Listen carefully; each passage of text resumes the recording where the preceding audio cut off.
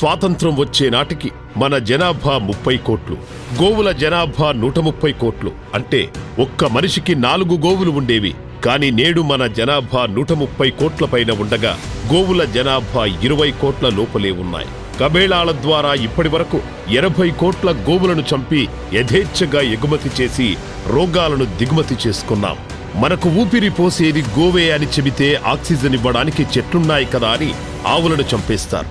Oxygen కి సిలిండర్లు వచ్చాయని ఇప్పుడు చెట్లను నరికేశారు. చివరకు ఆక్సిజన్ చేత్తో పట్టుకొని బిక్కుబిక్కుమంటూ చోద్యం చూస్తున్నాం.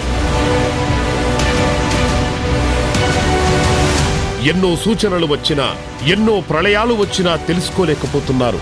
ఎందుకిలా జరుగుతున్నాయని ఆలోచన కూడా చేయట్లేదు.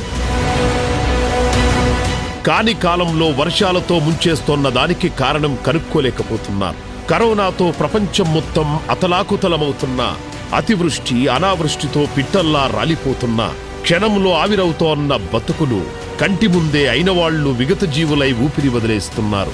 ఏ ఇల్లు చూసినా ఇలాంటి గుండెలు పిండేస్తున్న దృశ్యాలే. సర్వనాశనమైపోతా సార్. ఇంకా మనిషి అనేవాడే ఉండడు సార్. వచ్చింది సార్ పోయే కాలం. పాపం బాగా పండిపోయింది. అందుకే సార్ ఏదో ఒక రూపంలో ఇట్లా కరోనా అని వేలకి వేల లక్షలకి లక్షల కోటికి చేరుతాయి సార్. శవాలన్నీ కోటికి నాశనం అయిపోతారు. పాపం పుణ్యం అంతా పండిపోయింది. పేద బీద అనేది ఏం లేదు, పోయింది సార్ అంతా నాశనం. మరోపక్క చెట్లను నరికేసి కాలుష్యంతో కాటికి దగ్గరగా బతికీడుస్తూ మళ్లీ చెట్లు నాటిస్తున్నామని అనుకుంటున్న ఓ వెర్రి జనాల్లారా, మరి ఇక మీకు ఆ అవసరం రాకపోవచ్చు. మరి ఎందుకంటే చెట్లకు కూడా వింత రోగం వచ్చి నేలరాలుతున్నాయి తెలుసా?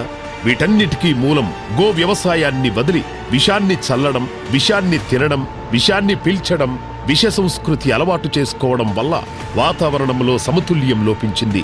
అందువల్లే ఇన్ని విపరీతాలు సంభవించాయని మేధావులు చెబుతున్నారు.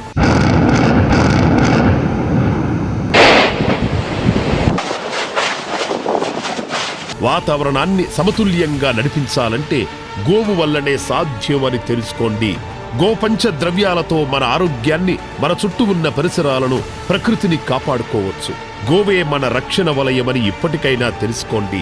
చెట్లు బతకాలన్నా, అంతరిస్తున్న అడవులు పునరంకితమవ్వాలన్నా, ప్రకృతి శాంతించాలన్నా గోవు బతకాలి.